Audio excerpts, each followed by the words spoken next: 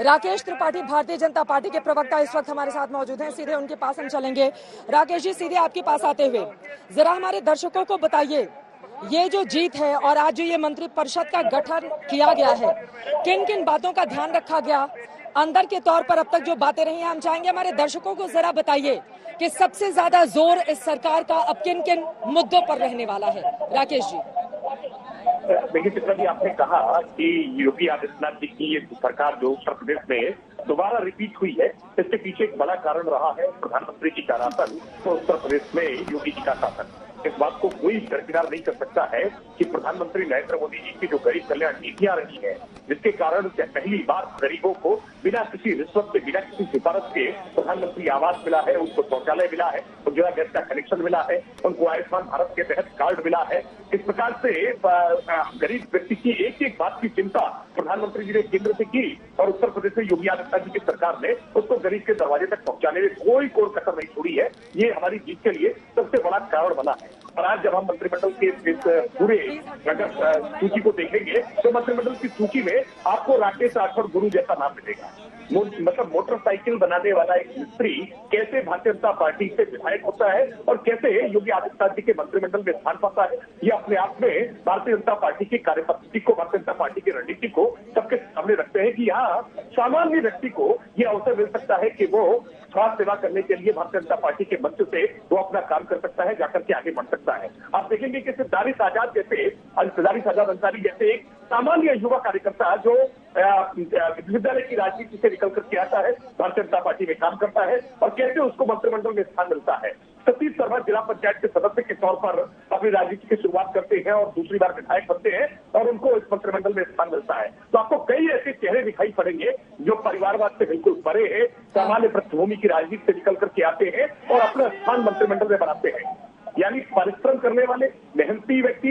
जिनके चरित्र अच्छे हैं, जिनका राजनीति में अपना एक स्थान बना है अपनी मेहनत, अपनी प्रतिभा के आधार पर, उनको इस मंत्रिमंडल में मिला है। आप देखेंगे 5 महिलाओं को हमने इसमें स्थान इस मंत्रिमंडल में आपको मिलता हुआ दिख रहा है और ये 5 मंत्री आपको अपने काम की, अपनी क्षमता के आधार पर जिनका स्थान बना है। बहुत सारे कयास मीडिया में बहुत प्रकार के नामों के लगाए जा रहे थे, अलग अलग कारणों से गिराए जा रहे थे, लेकिन ये मंत्रिमंडल देख करके मैं मानता हूं कि सभी राजनीतिक विश्लेषकों की ये राय बनेगी कि भारतीय जनता पार्टी ने सबको चौंकाने वाले निर्णय लेते हुए बहुत ही सामान्य कार्यकर्ताओं को, बहुत ही सामान्य, एक नाम बताऊं, दयाशंकर मित्र दयालु का, किस प्रकार से एक छात्र संघ की राजनीति से निकल करके आए दयाशंकर मित्र दयालु जी किसी सदन के सदस्य नहीं है, बावजूद इसके उत्तर प्रदेश के योगी आदित्यनाथ के मंत्रिमंडल में बनारस से दयाशंकर मित्र दयालु जी को शामिल किया जा रहा है। ये बताता है कि आप पर कोई जिम्मेदारी हो या नहीं हो, अगर आपने भारतीय जनता पार्टी की निष्ठा के साथ, निष्ठा से काम किया है, अगर जुनून से, परिश्रम की पराकाष्ठा की है, तो आपको निश्चित तौर पर भारतीय जनता पार्टी आपके दायित्व वृद्धि भी करेगी, आप पर पूरा भरोसा भी जताएगी।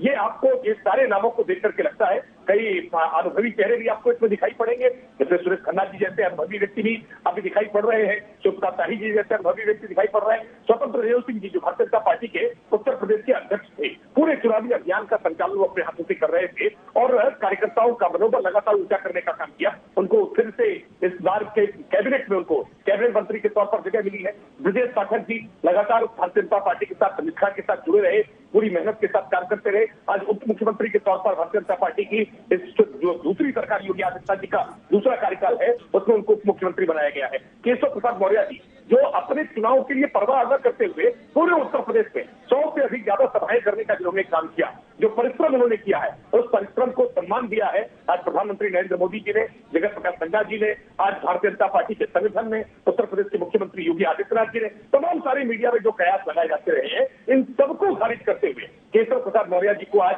पुनः उप मुख्यमंत्री बना करके, और ऐसे ही आपने उत्तराखंड में भी देखा होगा कि वहां पुष्कर सिंह धामी जी को अवसर मिला। तो ये स्पष्ट हुआ है कि भारतीय जनता पार्टी में स्वयं के लिए नहीं कि मैं मेरी सीट जीत जाऊं, मैं मेरे पत्नी बच्चे के लिए राजनीति में कैसे स्थापित कर दूं, कैसे संपत्तियों का अर्जन कर लूं, कैसे अपने नाम को बड़ा कर लूं, इन सारी बातों से परे होकर के जिससे संगठन के निर्णय पर, संगठन की कार्यपद्धति पर, संगठन के बताए गए काम को उससे पूरा करने का काम किया है। संगठन ने उसको पूरा मान सम्मान दिया है, संगठन ने उसकी पूरी चिंता की है। आज के पूरे मंत्रिमंडल की जब आप समीक्षा करेंगे तो आपको ये सारे बिंदु ध्यान में आएंगे। ये महत्वपूर्ण बातें आपकी ओर से गिनाई गई हैं। विपक्ष की ओर से जो नेता हमारे साथ मौजूद हैं उनके बारे में मुझे जानकारी दी जाए। लेकिन राकेश जी, यहाँ पर सीधे एक और सवाल जेहन में आता है। देखिए, प्रचंड जीत है, यकीनन आज बधाई का दिन है, और आज जिस तरह की तस्वीरें इस पूरे के पूरे हिस्से से उमड़ी हैं उसका संदेश भी बहुत बड़ा है। लेकिन इसी के साथ जेहन में और भी सवाल आते हैं। ये मतलब गिफ्ट तो आपको शानदार मिल गया, उत्तर प्रदेश, उत्तराखंड, बाकी के भी मणिपुर और गोवा में, लेकिन रिटर्न गिफ्ट के तौर पर ये जो धीरे धीरे करके महंगाई बढ़ रही है, ये आम आदमी को राहत के रूप में कब आप लोगों की ओर से दी जाएगी? जनता की ओर से ये भी सवाल पूछा जा रहा है।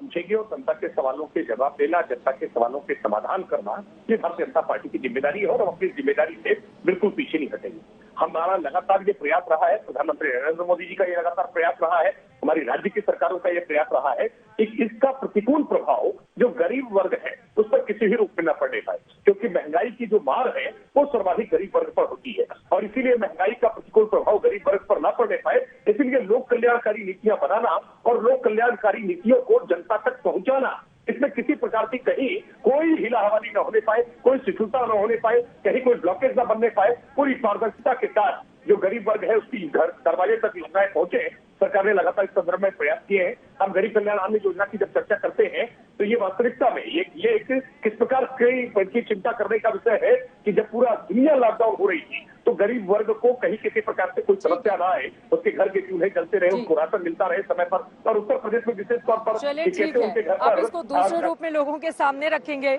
लेकिन ये सच बात है कि महंगाई एक बड़ा मुद्दा है और सरकार को उसके बारे में सोचना होगा। सांड एक बड़ा मुद्दा चुनावों के दरमियान जो किसानों को बहुत ज्यादा अफेक्ट करते थे, उनको किस तरह से काबू करेगी सरकार, ये भी एक बड़ा मुद्दा है। रोजगार को लेकर जो वादे सरकार की ओर से किए गए उसको निभाना अब एक बड़ा चैलेंज होगा। गन्ना किसानों का बिल्कुल कम समय में किस तरह से भुगतान कर दिया जाए, जो 14-15 दिनों के भीतर आप लोगों की ओर से वादा किया गया है, उसको निभाना अब आप लोगों के सामने चुनौती होगी। और इसी के साथ सबसे बड़ी चुनौती बुलडोजर बाबा के सामने कानून व्यवस्था को लेकर। 5 सालों में इसी मुद्दे पर उन्होंने दोबारा से अपनी सरकार रिपीट कर ली, लेकिन अगले 5 सालों के लिए क्या पिछले से बड़ी लकीर वो खींच पाएंगे, इस पर लगातार रहेगी आज तक की नजर।